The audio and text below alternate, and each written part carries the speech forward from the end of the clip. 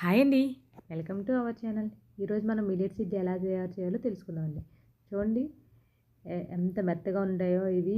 యాక్చువల్‌గా మిల్లెట్స్ ఇడ్లీ అనగానే భయపడతారు కలరు అవన్నీ చూసి. కానీ అరికెల వల్ల ఈ కలర్ వచ్చింది కానీ ఊదలు అలాంటివి వేసుకుంటే మట్టుకు బాగానే ఉంటుంది. మాది ఇంట్లో పప్పు కాబట్టి తొక్క కూడా నేను కొంచెమే తీస్తాను. ఎందుకంటే హెల్త్‌కి మనకు మంచిదని. అందుకే కలర్ కూడా ఇలాగే ఉన్నాయి. కానీ టేస్ట్ చాలా బాగుంటాయి. చూడండి మెత్తగా ఇరపగానే ఎంత తేనెగా స్పాంజ్‌లాగా ఇరిగిపోయాయో. యాక్చువల్‌గా అలా ఎలా వస్తాయంటే మనం ఎప్పుడైనా చూడండి మనము ఒక గ్లాస్ మినపప్పు తీసుకుంటే ఒక గ్లాస్ అరికెలు వేయాలండి. అప్పుడే మనకి కరెక్ట్‌గా అరికెలనే కాదు ఏ మిల్లెట్స్ అయినా మీరు వేయొచ్చండి. నేను అరికెలు ఉన్నాయి కదా వేసాను. మీరు వారంలో ఒక 2 రోజులు అరికెలు, 2 రోజులు కొర్రలు, 2 రోజులు ఓదలు అలాగే ఏముంటాయి సాములు ఇంకేమైనా అవే 5 రకాల్లో ఏదైనా మీరు వేసుకోవచ్చు. ఇబ్బంది అయితే ఏమీ ఉండదు. ఊదలు అయితే మెత్తగా ఇంకా ఊదలైతే బేగా ఇంకా మెత్తగా కూడా ఉంటుందండి. ఇది ఈ పప్పు మేము ఇంట్లోనే మా ఇంట్లో మా అమ్మగారు వాళ్ళకి పండుతుందండి ఆ పప్పు. అందుకే ఇడ్లీ కూడా మీకు ఆ కలర్ వచ్చింది. నేను కొంచెం తొక్కే తీస్తాను. తొక్కు ఉంటుండగానే నేను ఇడ్లీ పెడతాను. నేను మిక్సీలోనే వేసి రుబ్బానండి. అయినా మెత్తగానే వచ్చింది ఇడ్లీ. నేను ఎప్పుడు మిక్సీలోనే వేస్తాను. కానీ మనం మిక్సీలో వేస్తే రాదు గట్టిగా వస్తుంది అనుకుంటారు. అదేం లేదండి. గట్టిగా రుబ్బకూడదు. కొంచెం పల్చగా రుబ్బితే మనకి బాగుంటుంది అన్నమాట.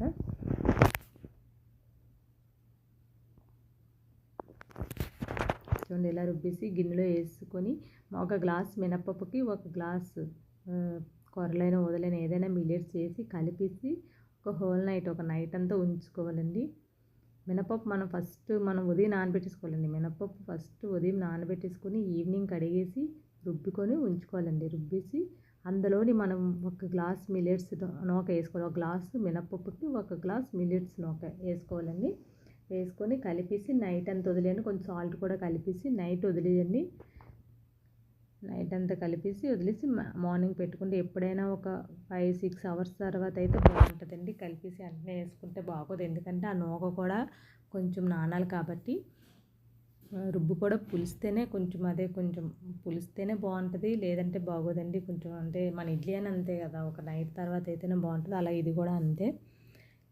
ఏదైనా షుగరు, బీపీ, థైరాయిడ్ అలాంటివి ఉన్న వాళ్ళందరూ ఇది తింటే చాలా మంచిదండి.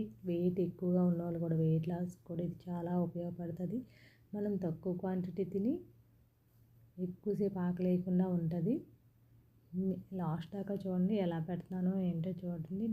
మీకు కానీ నచ్చినట్టయితే ఒకసారి లైక్ చేసి సబ్స్క్రైబ్ చేయండి.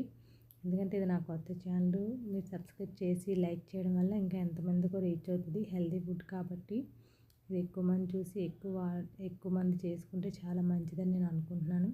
ఎక్కువ లావుగా ఉన్నవాళ్ళు వెయిట్ ఎక్కువ ఉన్నోళ్ళు ఇది ట్రై చేయండి. చాలా బాగుంటుంది. మార్నింగ్ ఇడ్లీ పెట్టుకున్నాను అనుకోండి, మధ్యాహ్నము బ్రౌన్ రైస్ సలాడ్ తినండి. సలాడ్ కూడా ఉండేటట్టు చూడండి. నేను ఇలా గిన్నెలో వేసి పెట్టాను. అంటే ఇడ్లీ పాత్రలో ఎందుకులే అనేసి ఇలా పెట్టాను. ఎందుకంటే మేము ఉన్నవాళ్ళు ఇద్దరికి సరిపోతుందిలే అనేసి ఇడ్లీ పాత్రలోనే పెట్టుకోవచ్చు. లేదా చిన్న చిన్న గ్లాసులైనా ఏవైనా ఉంటే అలా పెట్టుకోండి, బాగానే ఉంటుంది, ఏం కాదు. ఇప్పుడు లోటలో వేస్తాను కదండి. వేసి ఒక గిన్నెలో నీరు వేసి అందులో ఇది పెట్టేసి స్టవ్ ఆన్ చేసి పెట్టేస్తే ఒక 10-20 నిమిషాల దాకా ఉంచితే అలా ఉడికిపోద్దండి. సిమ్లో పెట్టండి. అలా సిమ్లో పెట్టడం వల్ల అలాగ ఆవిరి మీద ఉడికిపోతుంది. చూడండి మనకు తెలిసిపోతే ఎలా మధ్యలో స్పూన్ పెట్టి చూడండి. ఇలా స్పూన్ పెట్టి చూసారనుకోండి, మీకు మెత్తగా తగలకపోతే ఉడికిపోయినట్టే. మీరు అలా చూసుకోండి. ఇడ్లీ పాత్ర ఉంటే ఇడ్లీ పాత్రలో పెట్టుకోండి, ఇబ్బంది అయితే ఏం లేదు. ఇదిగో చూడండి ఎలా వచ్చిందో బయటికి. మీరు పెట్టేటప్పుడు చూసారు కదా, కొంచెం ఉండేటట్టు ఉండేది, ఇప్పుడు పైకి వచ్చింది. అలాగే చూడండి ఎలా వచ్చిందో. ఇప్పుడు స్పూన్ కానీ ఏదైనా నైఫ్ కానీ ఉంటే అలా సైడ్ ఇలా అన్నారనుకోండి, దానికి అంటుకుంది అలా వచ్చేస్తుంది. ఇప్పుడు మీరు ఒక ప్లేట్లోకి తీసేస్తే సరిపోతుంది. మీకు కానీ నచ్చినట్టయితే లైక్ చేసి సబ్స్క్రైబ్ చేయండి. లాస్ట్ దాకా చూడండి, స్కిప్ చేయకుండా. ఎందుకు అంటే మీకు అర్థమవుతుంది. లాస్ట్ దాకా చూస్తే, స్కిప్ చేయకుండా చూస్తే మీకు అర్థమవుతుంది ఏంటి ఇలా వచ్చిందని అనుకోకుండా ఉంటారు. మీరు ఒకసారి ట్రై చేయండి. ట్రై చేసి మీకు కానీ నచ్చినట్టయితే లైక్ చేసి సబ్స్క్రైబ్ చేయండి.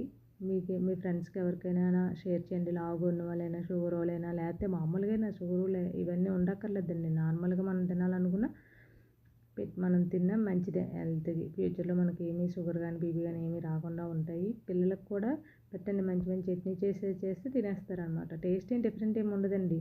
కాకపోతే కలర్ చూసి పిల్లలు తిన్నంటారు కానీ ఒకసారి చేసి పెట్టండి, వాళ్ళకి నచ్చుతుంది.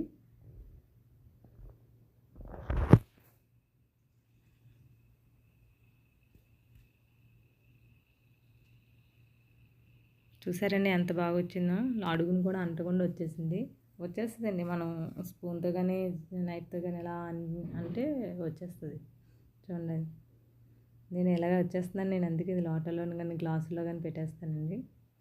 చూడండి ఎంత మెత్తగా కట్ చేసినప్పుడే తెలిసిపోతుంది ఎంత మెత్తగా వచ్చిందో మీకు.